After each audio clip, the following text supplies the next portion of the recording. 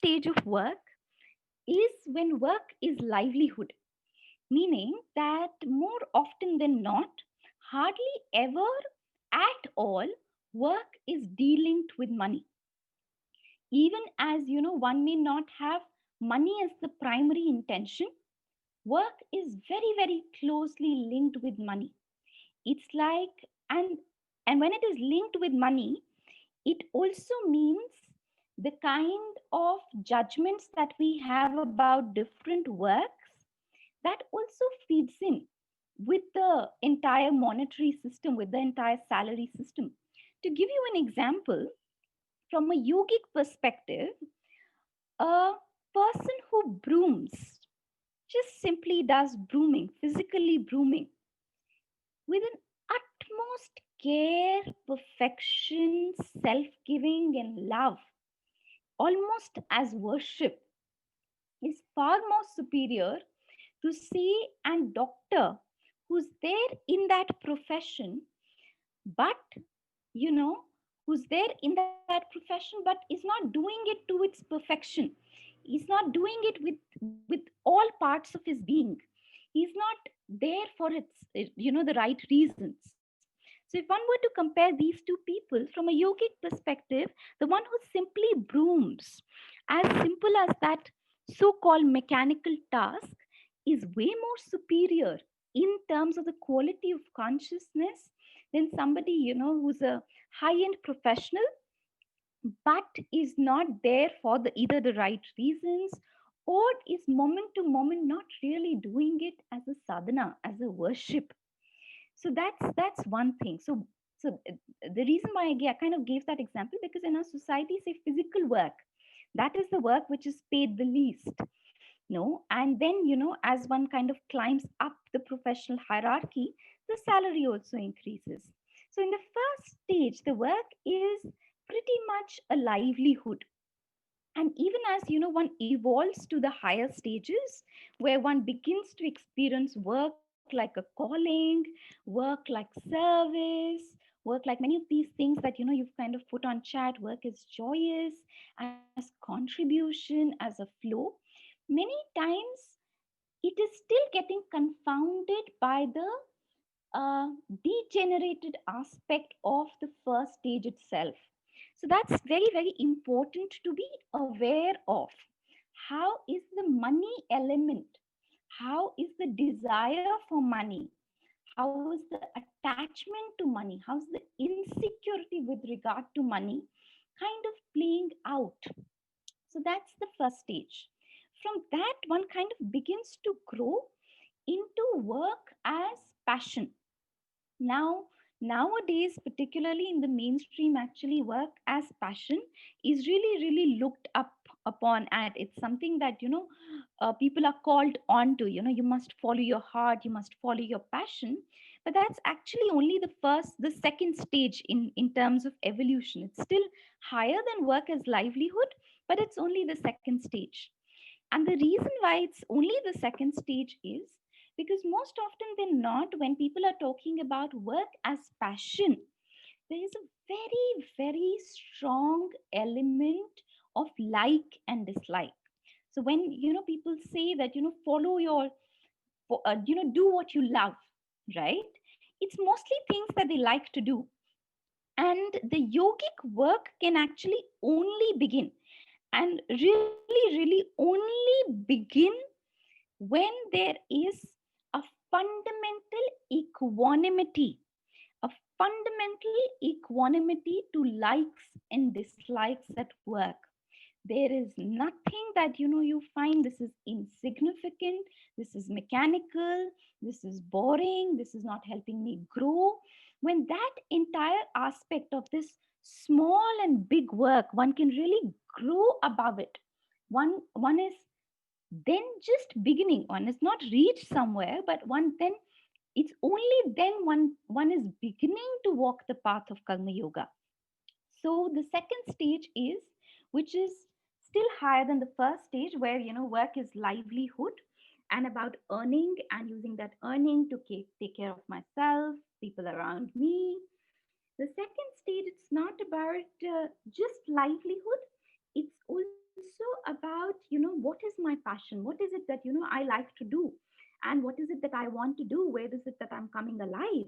And, can I really follow that joy? Can I really follow that joy? So it's not just livelihood, then it becomes a passion. Now, from passion, it evolves into work which is not just about, a livelihood or my passion, things that I'm good at and I would really love to do. It moves to the third stage, which is work as service. As Srinivasa Murthy wrote that, I'm a doctor. For me, work means service to humanity and use my skills to provide solace. So, this aspect of service to humanity or service to the society, service to community, service to environment, having some feeling of some kind of a responsibility, that work is not just about my livelihood and doing about, what I like and love to do, but it is also about serving and using my skills in order to serve humanity. And that is where one begins to kind of derive one's energy and fulfillment from. So that is really the third stage, wherein work becomes a service, a process of self giving.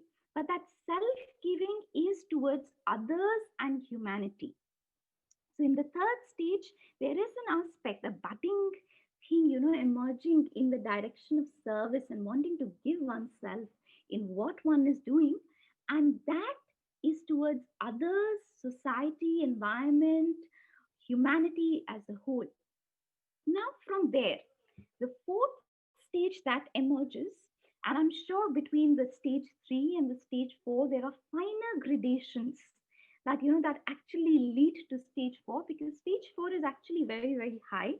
And to practically kind of really fully embody it, it takes a lot of sadhana, a lot of work. It is work is worship. So that's really the stage 4.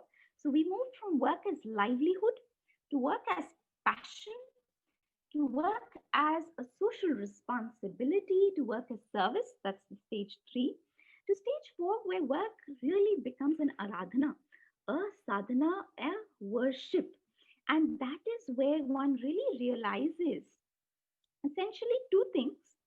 One is that, no matter in which situation I am, in which circumstance I am, in which job, so as to speak, I'm put, in which division I'm transferred to, whatever be the external circumstances of my life, in whichever circumstance I have the possibility to relate with that situation, to engage with that situation in a way that I give myself so totally, in a way that I bring forth the soul qualities of wisdom through the mind, power through the vital, of love through the psychic, of beauty through the body.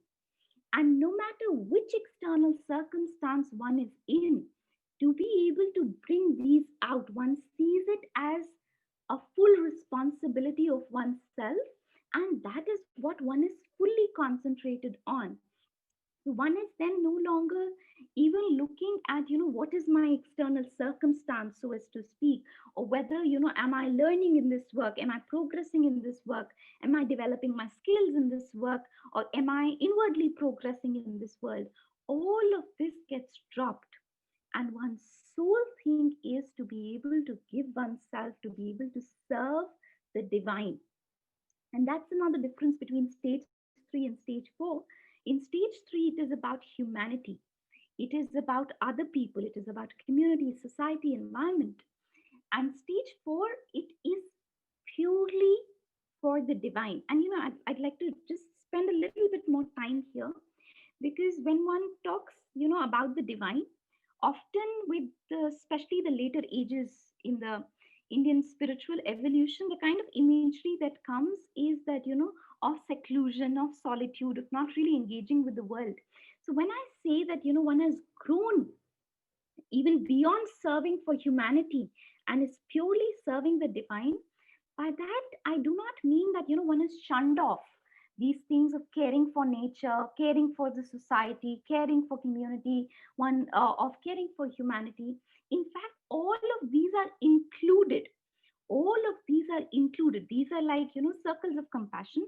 All of these are included in the worship and the service to the divine. So I said there are basically two aspects. So the first is, no matter what circumstance, the focus is on this very thing of service to the divine. That is the first aspect. The second is, as one kind of works the part and begin to individualize and develop, something in you begins to, the fire in you, the fire which is the highest aspiration in you, begins to come forward and begins to change the very outer circumstances of your work and manifestation into the world. So, that is a very, very subtle difference I want you to note. There is a difference between changing the outer circumstance in order to do what one likes to do, and the second thing is, the outer circumstance begins to change the more one is in alignment with one's own inner truth and calling. And in the second, in the latter, one is really not concerned so much about, I should be given the work that, I like, and, I should only do things that I like, because that's a kind of a vital indulgence. But one is simply looking at whatever is given to me. I take it as a worship to the divine. And as one begins to walk on that path of worship to the divine, one begins to come out through that inner fire, through that inner aspiration into the world. And as one begins to come out through that inner aspiration into the world, quite naturally the outer circumstances begin to organize around that inner fire, around that inner aspiration. So it's like the mother, for instance, says that, the more you are in touch with your inner being, the more the, the more the universal power makes it such that you get just the right resources, just the right people, just the right circumstances for your purpose of being to come alive in the world.